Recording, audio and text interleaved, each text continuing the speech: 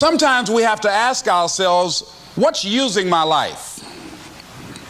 Heard a guy give a lecture one time that says, we are today what we were when. And he was talking about the fact that we, to a great extent, behave, think, react because of some previous experience that we've had. One of the things that we know about life is that it is always changing. Sometimes you're up, sometimes you're down. Sometimes things go real well, and sometimes they don't. Sometimes you're happy, and sometimes you're sad. Now that's that thing called life.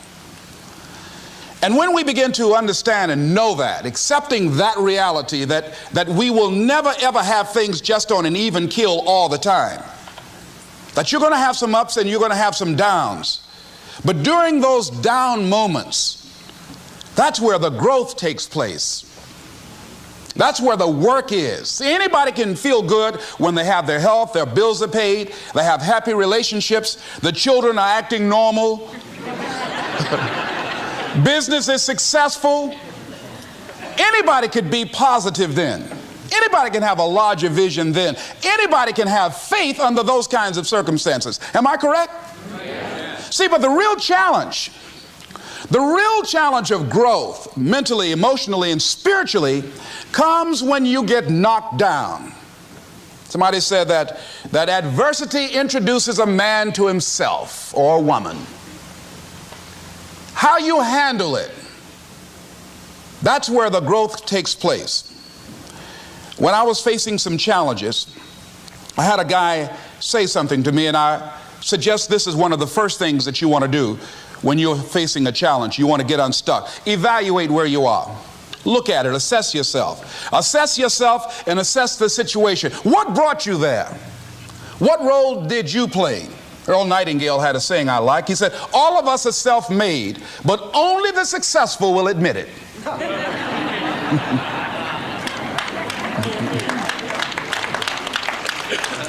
What has brought you to this point?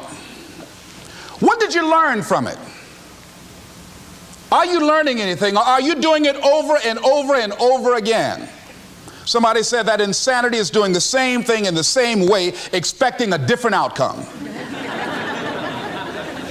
Are you going through it, or are you growing through it? Are you bigger and better because of it? Because it's not going to leave you until you grow through it.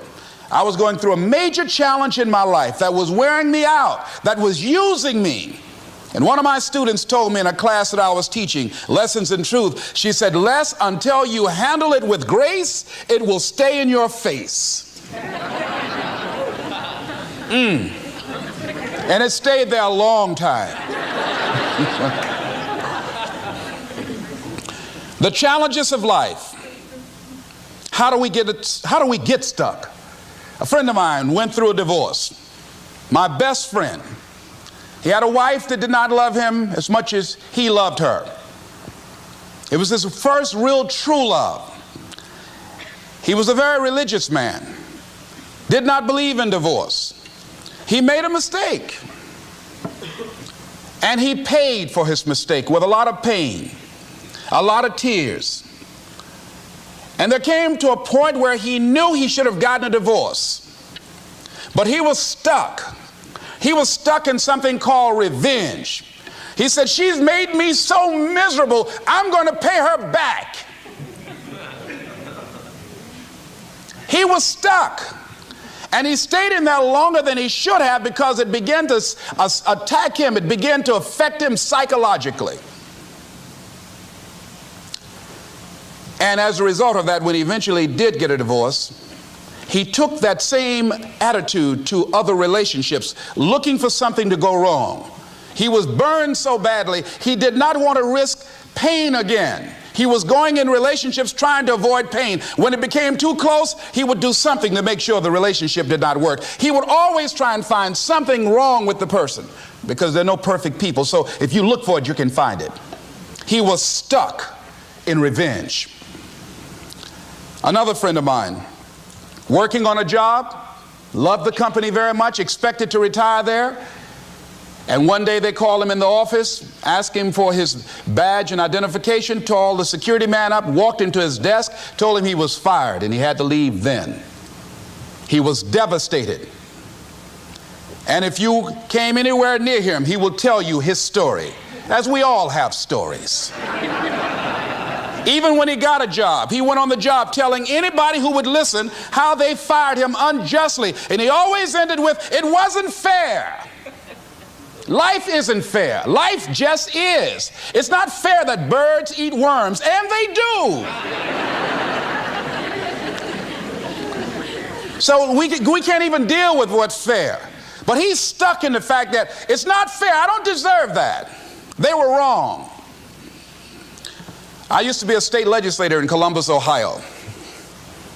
During the break, we used to go out on the front lawn of the Ohio legislature, at the Capitol there, and observe people as they came by. There was one particular person that all of us knew. The children, adults, everybody used to pick at him when he came by. We called him Chicken Man. He had a feather in his hat. He had a toy chicken on top of his car that he would drive around the area in downtown, blinking his lights and occasionally blowing his horn. When he got out of his car, he would walk downtown with a baby carriage with two little baby dolls in there and a picture of a woman. And when you say something to him or came near him, you would hear him making the sounds of a chicken. All of us used to laugh at Chicken Man.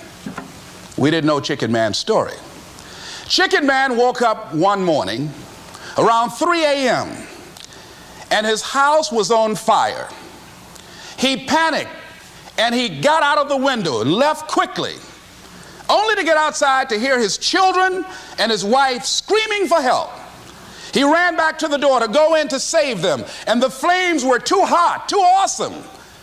He tried to get in, he couldn't get in. He was desperate, frantic.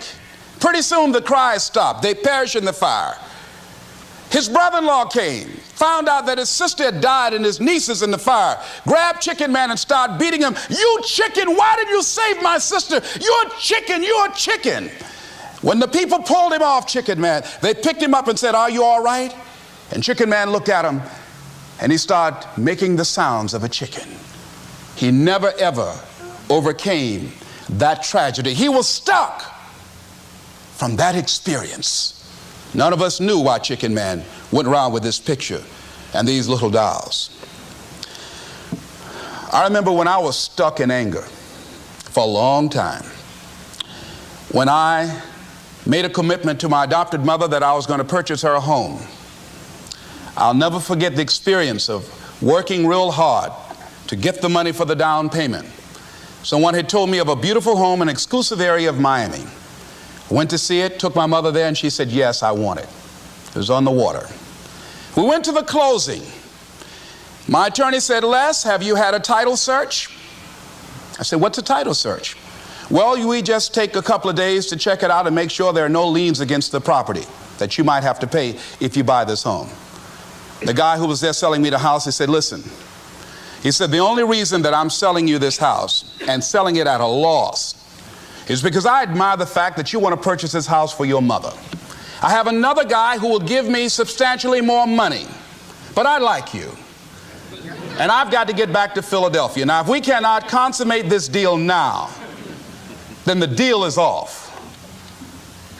I said, "There are no liens against the property?" He says, "No, of course not." I looked at my attorney. I said, "I believe him. I'll sign." She said, "Mr. Brown, I'm not questioning his honesty."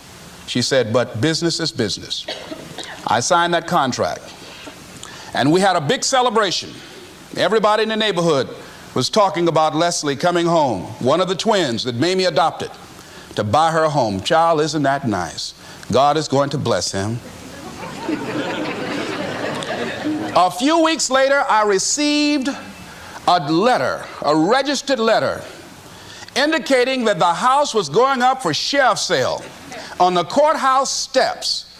A man had filed a $12,000 lien against the property because the previous owner owed him that money. And if I did not come up with $12,000 in 30 days, he was going to sell the house to the highest bidder.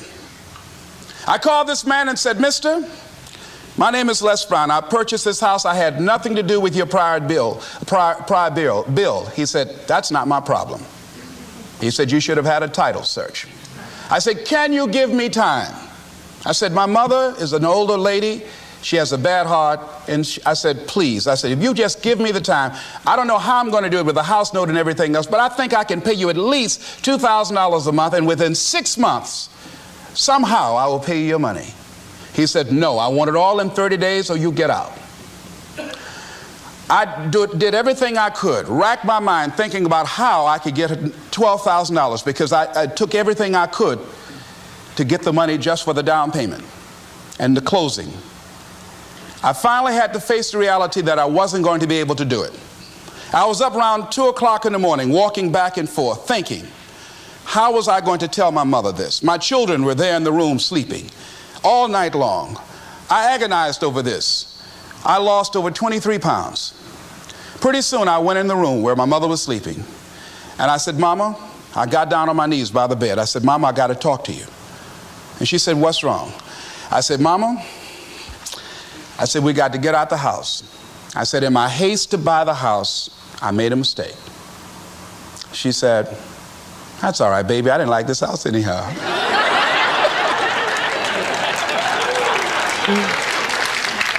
I said, Mama, you told me you loved it. I brought our friends out here to see it. She said, you know I have arthritis in my knees, and I don't like going up the steps, but I knew it made you happy. You loved it so much.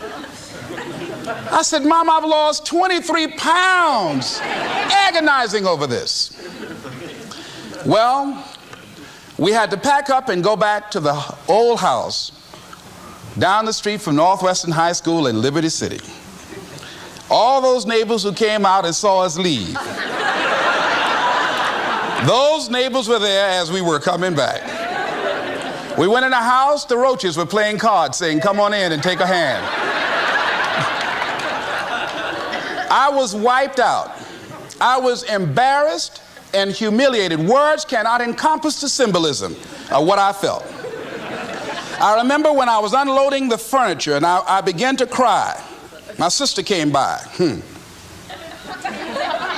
You know you didn't have any money to buy no house, Mr. Big Time. Hadn't given me a quarter.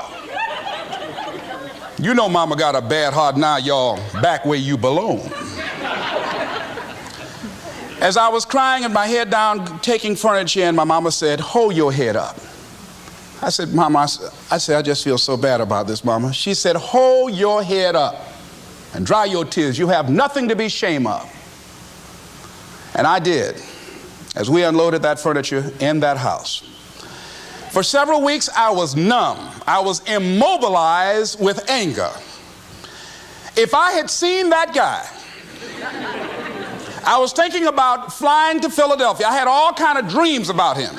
And I didn't want to hit this guy here. Hitting would have been too good for him. I just wanted to just grab him and just bite him. I just later found him. They say, well, we found this guy just chewing on him.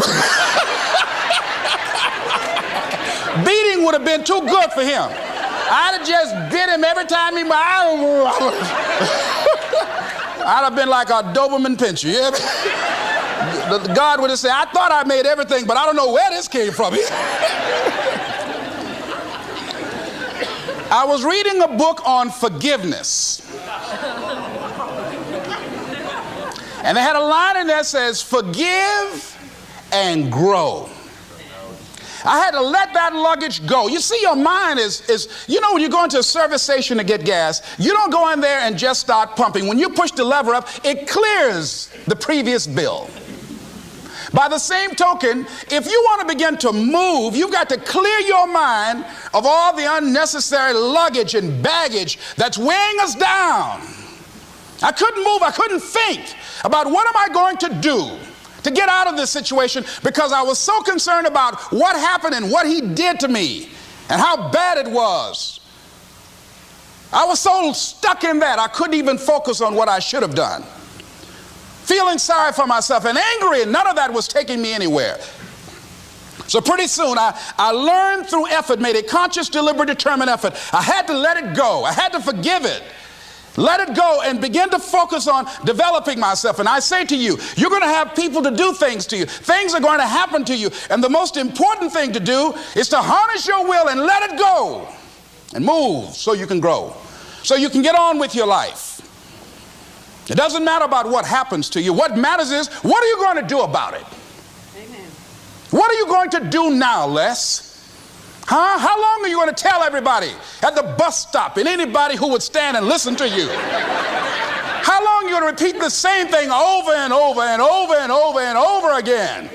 How many times do we have to hear that? Don't go around telling people what your story is. Everybody has a story. 80% don't care and 20% glad it's you.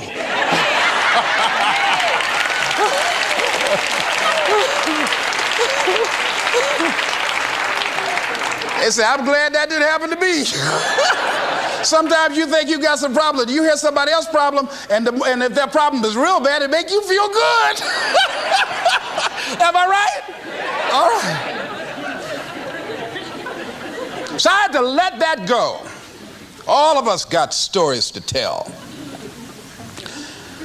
Chicken Man allowed his tragedy to destroy his life. All of us have experienced some tragedy, and if we haven't, we will.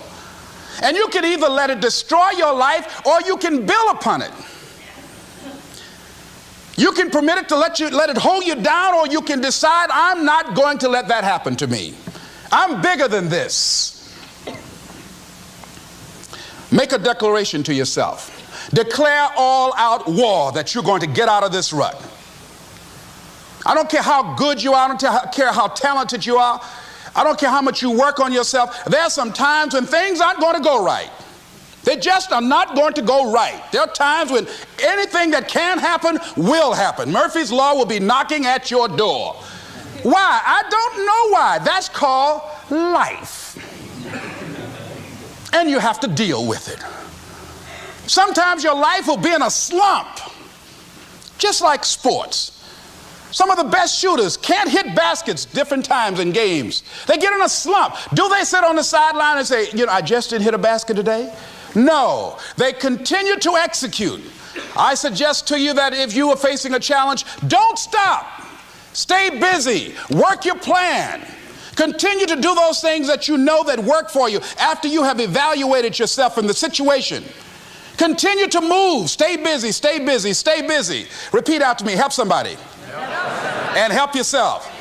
Because what you give is what you get.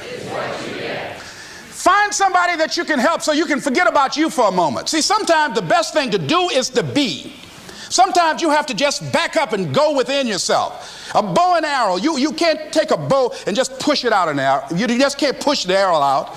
You have to pull it back and then release it.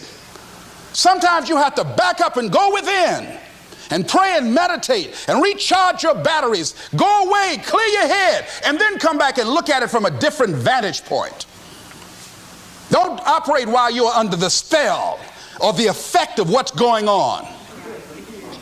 Next thing is that you've got to activate the thinker in you. Don't allow your emotions to control you. We are emotional, but you want to begin to discipline your emotion. If you don't discipline and contain your emotions, they will use you. Your mind goes on automatic, just like a guard. I loved reading the book called As a Man Thinketh by James Allen. He uses the analogy of the mind being like a garden. Weeds don't have to have any encouragement to grow. You don't have to water them. They don't have to get sunshine. They don't have to have fertile ground. They will grow through the cracks of a sidewalk. Am I right? But if you want to grow orchids or roses or any kind of exotic flowers, there are special processes and procedures you must go through. Well, by the same token, you don't have to force yourself or motivate yourself to think negatively, to be depressed, to hate somebody, to want revenge, to want to get back at somebody, to beat yourself up over the head, to feel loaded with guilt. You don't have to make any effort to do that. Your mind is on automatic. It will do that by itself. But if you want to begin to move into your own personal greatness, If you want to begin to really enjoy a happy, successful, healthy life, you've got to be willing to go against the tide. You've got to be willing to harness your will and say, in spite of this, I'm in control here. I'm not going to let this get me down. I'm not going to let this destroy me. I'm coming back, and I'll be stronger and better because of it. You have got to make a declaration that this is what you stand for. You're standing up for your dreams. You're standing up for peace of mind. You're standing up for health. You want it, and you're going to go all out to have it. It's not going to be easy. When you want to change, it's not easy. If it were in fact easy, everybody would do it. But if you're serious, you'll go all out. So yes, I'm going to turn this situation around. I'm not going to sit back and moan and cry over what happened and what went wrong and who did what. I'm going to do something about this situation. The next thing that is important is that expect things to get better for you, because they are. See, life is cyclic. You're not, whatever experience you're having right now, it has not come to stay. It has come to pass. Not to stay, just to pass. It's just going through. The biggest challenge is to know what's happening. This is a part of this thing we call life. This too shall pass. And maintaining perspective, putting it in perspective. I was doing a training at a college, and it was a 2-day training during orientation. And in the training that I provide, I'm a motivational speaker, but I conduct processes in personal dynamics, where people begin to go through changes that stimulate the right and left hemisphere of the brain, enable them to see themselves differently. I conducted this particular simulation with these young kids, 17 and 18 years of age, so that they would begin to see how they make decisions and how they would survive in this particular simulation process we gave them. We had them to do it individually and then collectively. Over 30% of them wrote down as their first option, in order to survive, they would commit suicide. First thing they wrote down. Suicide among young people has increased 300%. Over 5,000 will successfully take their lives this year. Why? Why did they do that? I was so shocked. I said, what do you mean? Well, at least we would not suffer. And then they had the nerve to write down all of the other things they were going to do after they committed suicide. I said, listen, Kadumbo. No, when you come up with a permanent solution for a temporary problem, that's it. Game's over. That's it. You're not going to do anything. Anybody wrote suicide at the top, you can put your pencil down.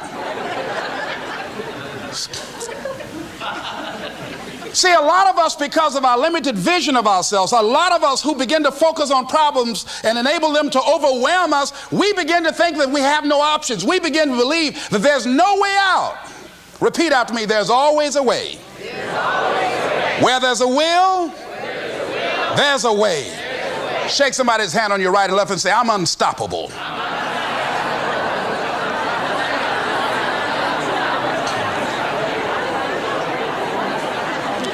You've got to make those kind of declarations to yourself.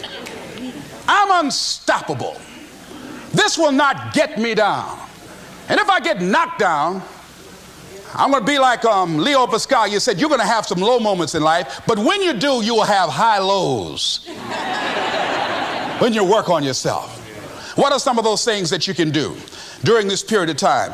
Go for walks. Do some things for you. Just go for a stroll so you can engage in some reflective thinking on life, on yourself, looking and enjoying the universe, smelling the roses along the way. Listen to upbeat music, music that inspires you. I have oldie but goodies. I have strategies that I engage in to recharge my batteries. I'm preparing for that because I know things are going to happen that I cannot anticipate. A very good friend of mine died the other day. I had a program for myself. I have books that I read that inspire me, tapes that I listen to that fire me up. Because you're going to have sometimes low moments when you won't want to get out of bed. You just want to stay there. At times you won't want to come out the house. At times you'll be feeling bad and don't know why. What's wrong? I don't know. Just leave me alone. Why did that happen? I don't know. It's called life.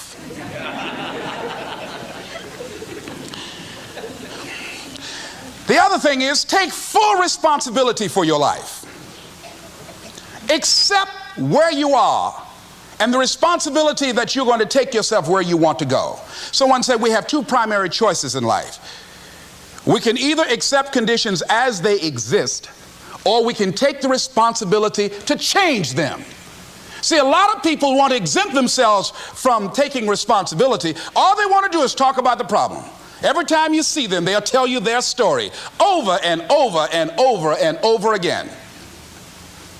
No, no. You want to take responsibility for your life. I got me here, I can get me out of this. And I'm getting out. I'm not going to be a volunteer victim. George Bernard Shaw said there are two kinds of people in life. You know, he said those that make things happen, those that watch things happen, and those that don't know what happened. And he said the people that get along in this life look around for the circumstances that they want, and if they can't find them, they make them. They create them. So part of beginning to get unstuck, you've got to decide that the behavior pattern that you have adopted doesn't work for you. You've got to change your strategies, and changing your strategy means reinventing your life. Recreating you, and you have the power to do that. You can decide that you're going to change, that you're not going to be a wimp. You can decide that you're going to stand up to life. You can decide that I'm going to live each day as if it were my last. You have the power to make that decision. You can decide I'm going to work on myself and develop myself. I'm going to empower me. And all of these things that are happening to me right now, they're just temporary inconveniences. They're not stronger than I am. I'm in charge here. Next thing is, separate what you do from who you are. That's what the guilt trap is about. See, a lot of folk won't let you forget what you used to do or what you have done, what mistakes you've made. All of us have made some mistakes in life. All of us have done some things that if we had them to do over again, we wouldn't do it again. There are a lot of things that if I had it to do over again, if I knew then what I know now, I would have done it differently. Well, it didn't happen that way. And that's what you call life. I didn't do it like that. Oh, you don't want me to live that down, huh? You want to keep on putting that in my face about what I did. Guess what? I'm not interested. That's what I did then. Won't do it today, so you are picking on an innocent man. Hello.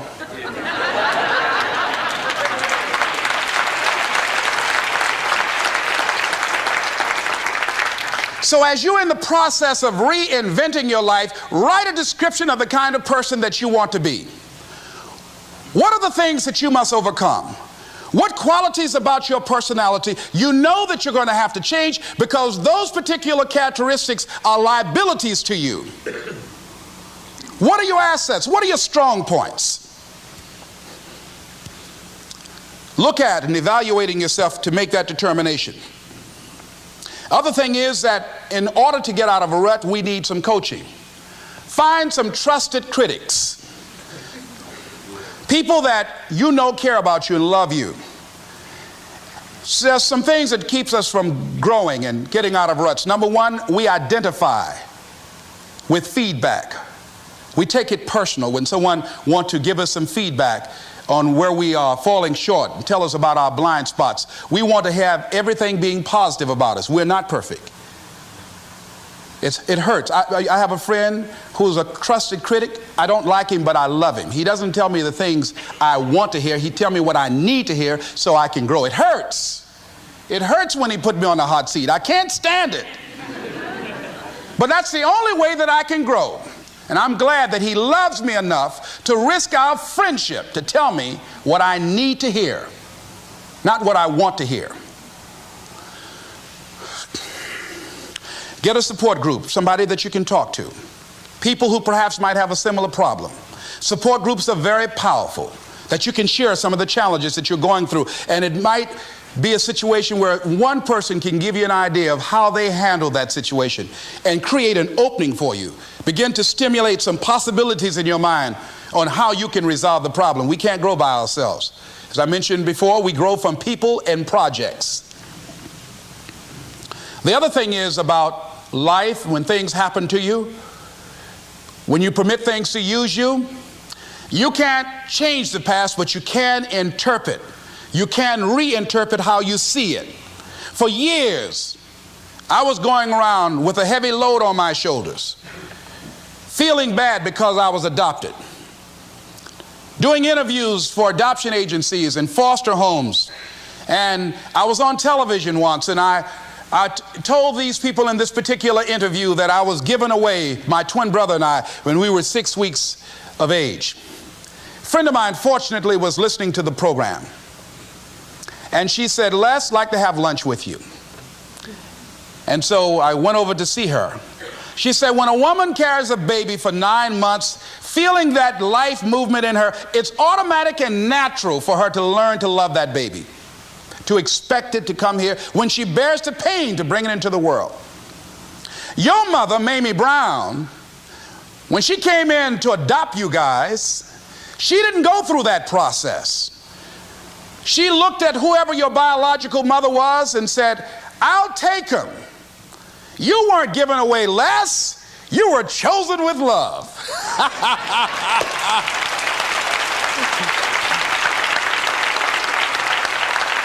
Same circumstances, same event, but reinterpreted.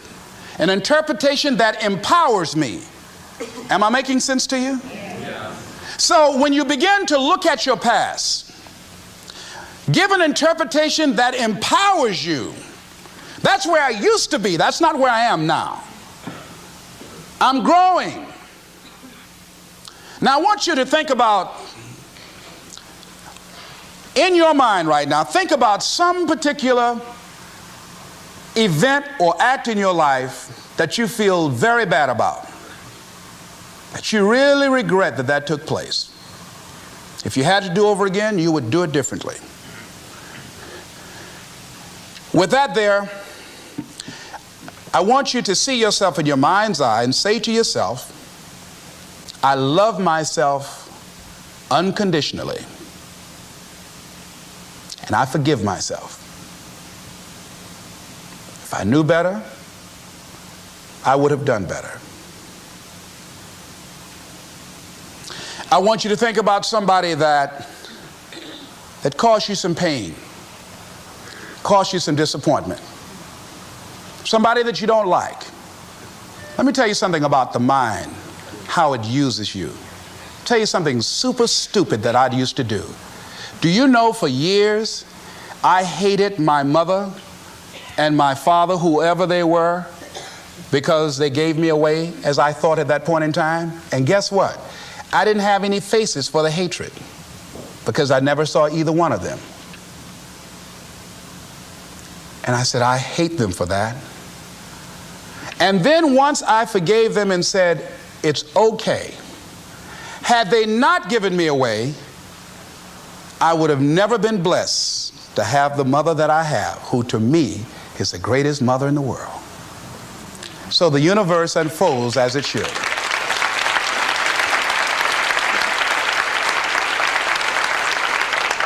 But when I went through this process, saying forgive them, I remember in my mind as I was trying to picture these people, I had two individuals in my mind standing there with no faces because I didn't know how they look. But I released that. I let that luggage go. Think about somebody that you've hurt, somebody that you've disappointed, either deliberately or inadvertently, or someone that has hurt you deliberately or inadvertently. Think about them. Somebody that you really, when you think about them, the room turns red. Look at them in your mind's eye and say, I forgive you.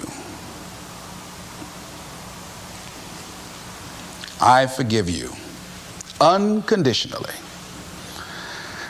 Whew, boy, that's a heavy load to let off.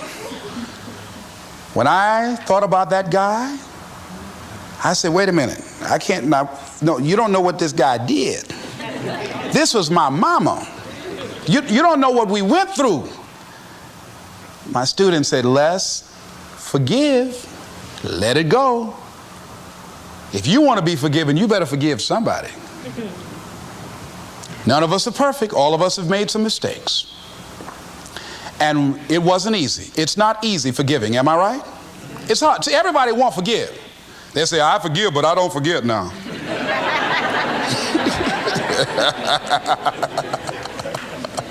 Let it go so you can grow. Let's get a little demonstration here. Throw it up on this side here, right? Demonstrate it like this. Let's go. I throw away negative thoughts. Revenge. Guilt. Anything that's been holding me back. Now with that right hand, let's bring something in. I bring in love. Peace of mind. Good relationships. Whole lot of money.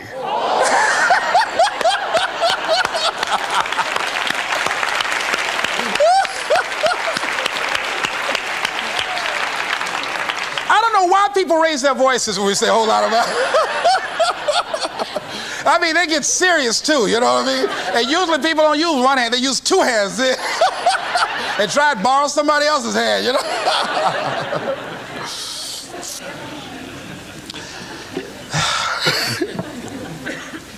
Reinterpreting our past.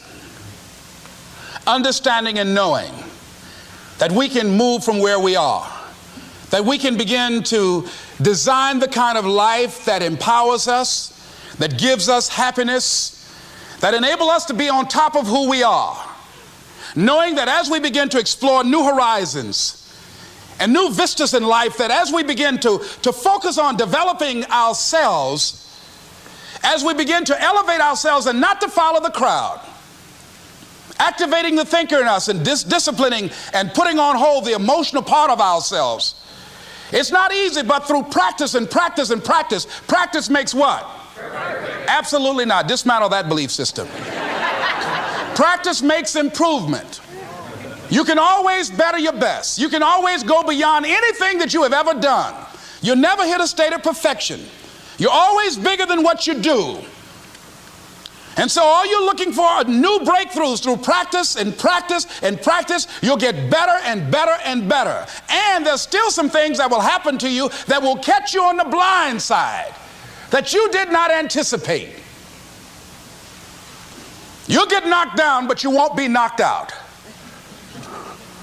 You'll be able to get to your feet again, be on the ropes, but you'll have a fast recovery rate when you work on yourself. Read inspirational books, of course. Listen to tapes that begin to inspire you, and stay around people who will empower you. People that will help you feel good about who you are as you're in the process of transforming your life. Life is so beautiful. Today someone gave me something on life called What is Life? I'd like to share it with you. In summary, getting unstuck means that you are going to start living life on your terms rather than just gliding through every day on automatic. That you are aware, that you're stimulated and you're excited about your unfolding future. That you have a special power within. That you know that things are going to get better for you. You know that you can handle this, and sometimes you have to cry. Sometimes life will take you to your knees. But the pain opens spaces in the heart for joy. Somebody said about life, I love this, says, life is like an onion. You have to peel it one layer at a time. And sometimes you cry.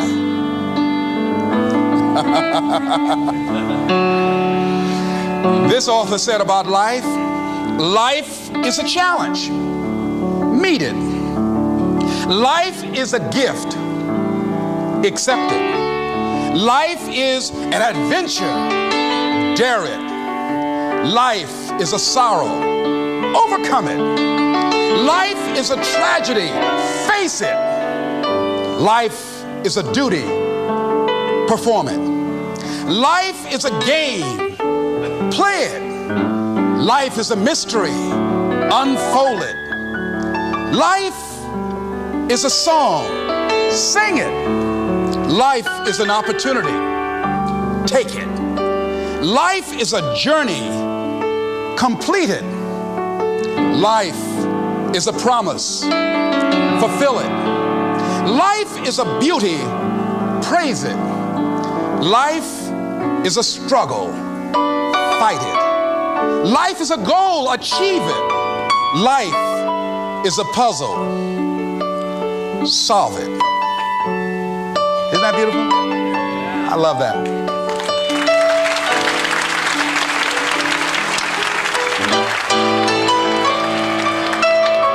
Remember something I heard in high school.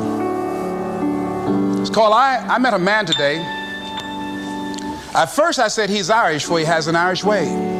A sympathy and friendliness that warms you through and through. And then I thought, oh no, he's not. He really is a Jew. His eyes so dark and eloquent, like eyes of pearl, like those of Peter maybe, or perhaps Emmanuel. He stood there with a quiet grace, so slim he was and tall. I knew he was an Englishman and not a Jew at all. And yet his skin was very fair, a Viking he could be, such as those who cast their ships against the sea. His hair was dark with the mist of India, Japan. His courtesy was China's own, his dignity Iran. I met a man today and he was marvelously fair. He really was a child of God, and he came from everywhere. This is Mrs. Mamie Brown's baby boy saying it's been a plum-pleasing pleasure as well as a privilege. Thank y'all here.